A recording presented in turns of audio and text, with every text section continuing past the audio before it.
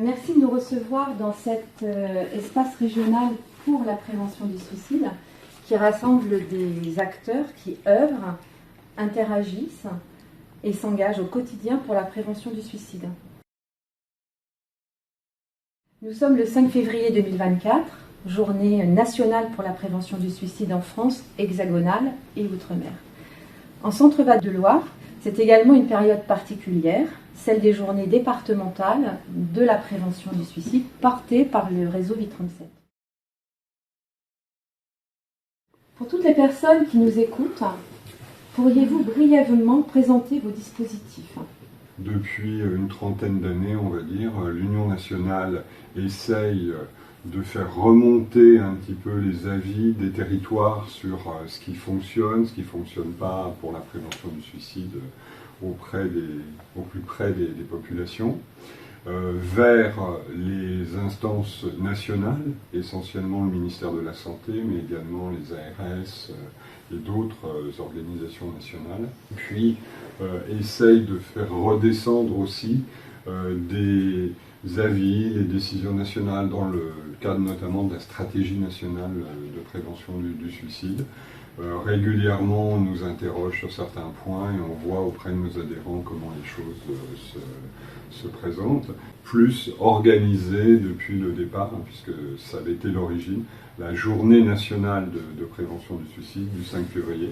C'est l'Union nationale qui décide le thème tous les gens depuis la création. 3e journée nationale en France.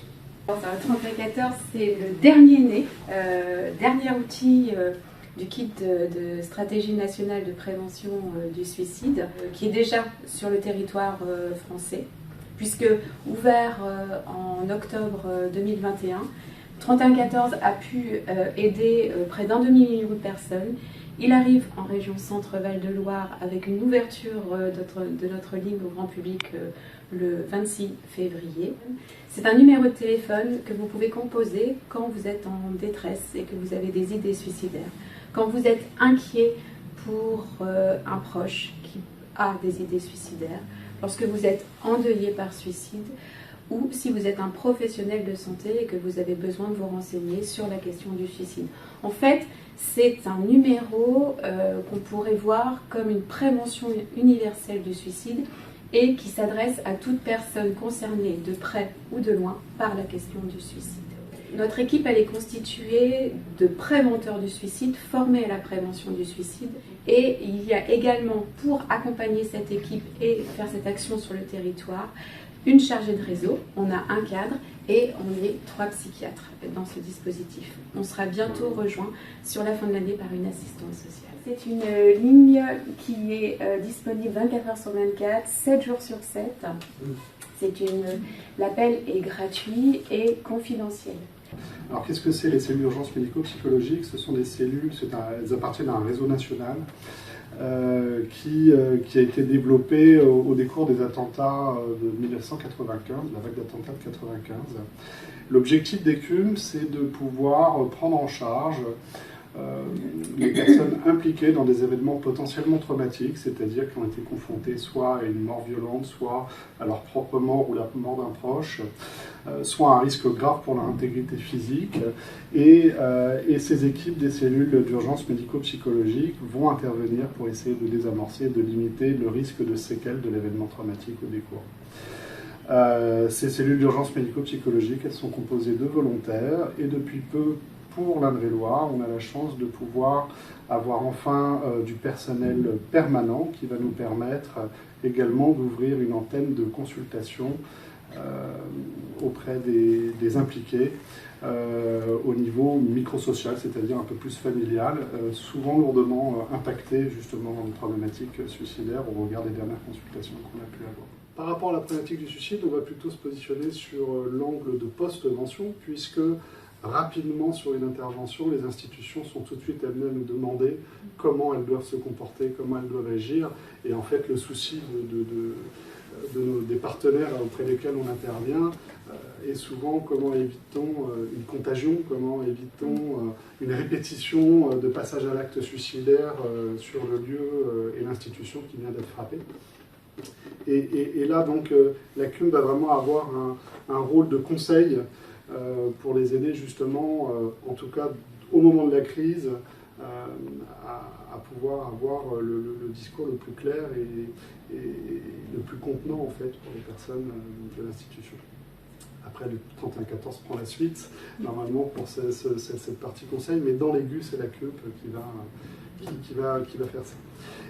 Et puis, il y a une post-vention qui va être un peu plus individuelle, puisque lorsqu'on va prendre en charge les personnes qui ont été exposées, on a une post-vention qui est directe, hein, c'est-à-dire que on sait tous qu'on peut avoir ces crises suicidaires psychotraumatiques, et là, il faut savoir les repérer et tout de suite les prendre en charge et protéger la personne et la rentrer, s'il le faut, dans un parcours de soins pour la protéger d'un possible risque suicidaire. Et puis, on a une post-vention qui est un petit peu plus en différé, un petit peu plus indirecte, en agissant plutôt sur la mission, le cœur des missions des CUM, c'est-à-dire de prévenir le stress post-traumatique. Or, on sait que le stress post-traumatique est lié à un fort risque derrière de dépression et de passage à l'acte suicidaire au décours une fois qu'il s'est installé. Les urgences psychiatriques en fait sont d'abord un lieu physique, c'est-à-dire que c'est localisé sur le site de Trousseau, du CHU de Tours. On n'est pas rattaché sur le plan administratif, mais accolé en fait aux urgences générales. C'est une unité en fait qui va remplir plusieurs missions, et l'une des missions principales des urgences psychiatriques, c'est vraiment de répondre et de prendre en charge les patients qui sont en situation de crise suicidaire. C'est un peu plus de 50% en fait des motifs d'admission aux urgences psychiatriques. Et ces patients qui sont en situation de crise suicidaire, on va les prendre en charge vraiment à l'acmé de la crise, dans l'objectif d'abraser le plus rapidement possible en fait les symptômes que peuvent présenter ces patients, de pouvoir réaliser une évaluation initiale, les orienter de la façon la plus adéquate. Au décours en fait, de cette évaluation initiale, on pourra également leur proposer une intervention intensive sur quelques heures, voire quelques jours parfois, jusqu'à 72 heures, dans des lits d'hospitalisation de crise qui sont en fait rattachés au service des urgences psychiatriques. On va pouvoir également proposer à ces patients, au décours de leur passage aux urgences psychiatriques, des consultations de post-urgence, très rapidement, dans un délai en tout cas très court après leur passage aux urgences, dans l'objectif de poursuivre en fait cette prise en charge initiale, et puis surtout d'assurer un relais sécurisé avec les soins ambulatoires, et notamment les CMP avec qui on peut travailler, avec vigilance aussi en fait, parce qu'on adresse ces patients qui ont pu être admis aux urgences psychiatriques pour comportement suicidaire au service de vigilance. Et ce qui est important, c'est de savoir que les patients qui nous sont adressés le sont via souvent des services de secours. Alors ça peut être le 31-14 qui peut nous adresser les patients aux urgences, des patients qui sont en fait en crise suicidaire et qui ont appelé cette ligne de secours. En cas d'urgence. En cas d'urgence. Suicidaire, bien sûr. Et puis on travaille également avec le SAMU, beaucoup, et les pompiers ou les services de police en fait, qui peuvent être amenés à nous adresser des patients sur les urgences. Notre objectif, il est surtout de faire du relais aux urgences avec les services de prise en charge de la post-crise, de prévention de la réitération suicidaire, mais également les différents intervenants en fait, et professionnels de la santé mentale, que ce soit en ville, en libéral, mais aussi dans les CMP, donc dans les structures de soins ambulatoires. Un patient qui est dans le dispositif vigilance, c'est 38% de récidive en moins de conduite suicidaire dans l'année de son inscription dans le dispositif. Donc c'est énorme. C'est énorme. Ouais. Donc en 2018, il a été décidé de rendre le dispositif vigilance national avec un dispositif vigilance par région, voire deux, en fonction de la taille des régions. Nous, en région Centre-Val de Loire, donc un dispositif vigilance qui a été situé au CHRU de Tours. L'équipe, nous, s'est constituée en avril 2021 et a ouvert aux premiers patients le 18 octobre 2021, d'abord en Indre-et-Loire, et puis au cours de l'année 2022, ça a été développé sur chaque département de la région Centre. Et de 0 patients à la base, on est à peu près à 1700 patients dans le dispositif aujourd'hui. Tout patient qui a fait une tentative de suicide, quel que soit son âge, le plus jeune dans notre dispositif a 10 ans, la personne la plus vieille elle doit avoir 85 ou 87 ans. Et parallèlement à ce côté clinique, il y a le déploiement vigilance sur la région centre. Donc en pratique, comment on fait? On a pris contact avec nos collègues des différents services d'urgence psychiatrique de la région centre, les services de crise, pour qu'ils incluent des patients dans le dispositif, qui puissent nous donner des fiches. Les centres qui n'ont pas encore inclus de patients, ils peuvent nous contacter au secrétariat, qui va nous faire suivre les demandes administratives. Le réseau V37, qui est un réseau de santé départementale de prévention du suicide, créé justement dans le département depuis 1997.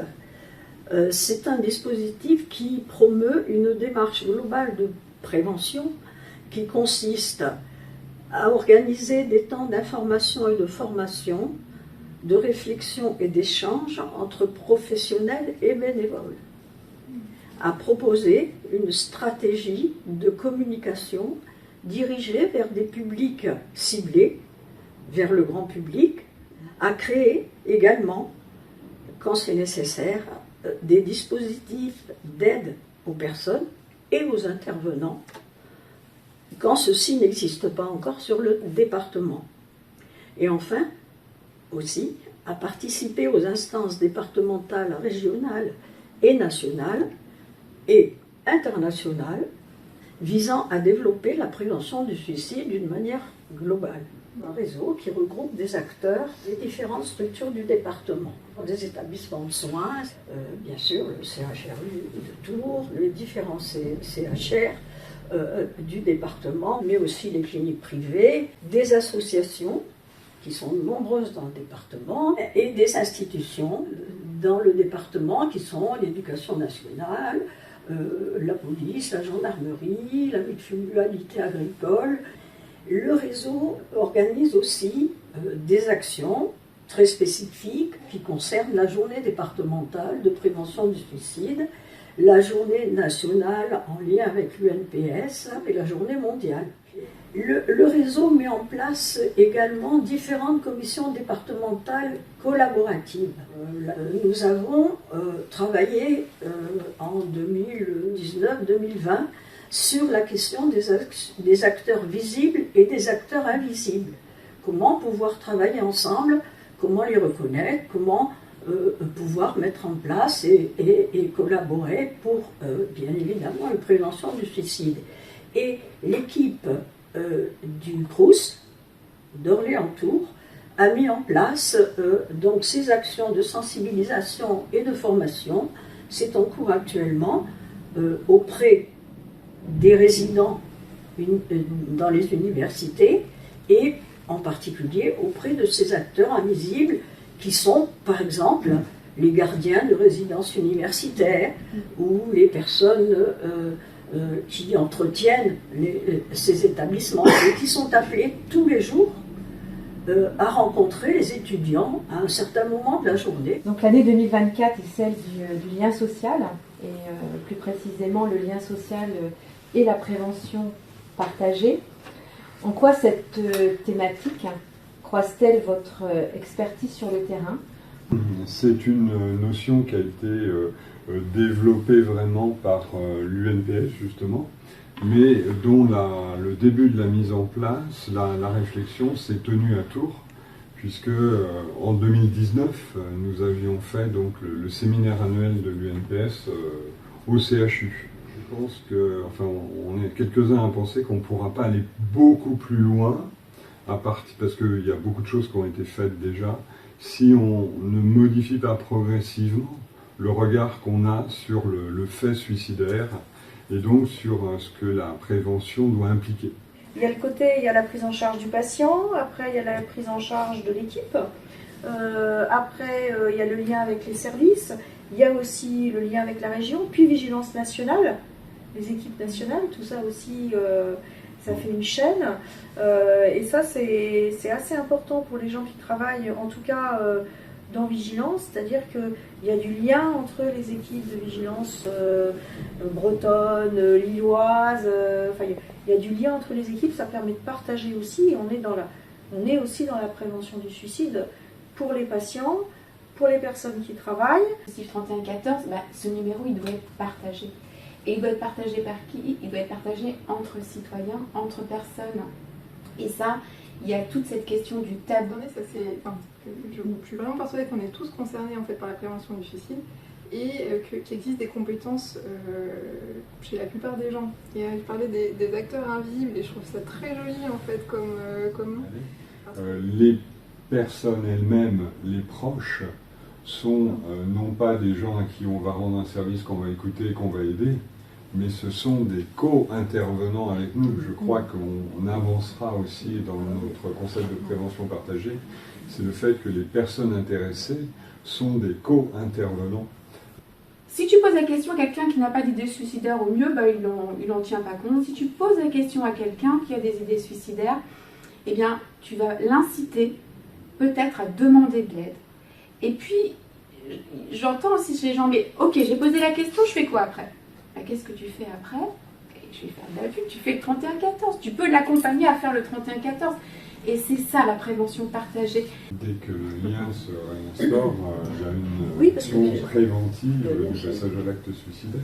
C'est ça. Et puis là, on rend hommage à Durkheim quand même, lien d'appartenance. C'est vraiment le cœur de cette conversation. Si vous aviez à donner un message en une phrase ou en un mot pour la prévention du suicide, quel serait-il?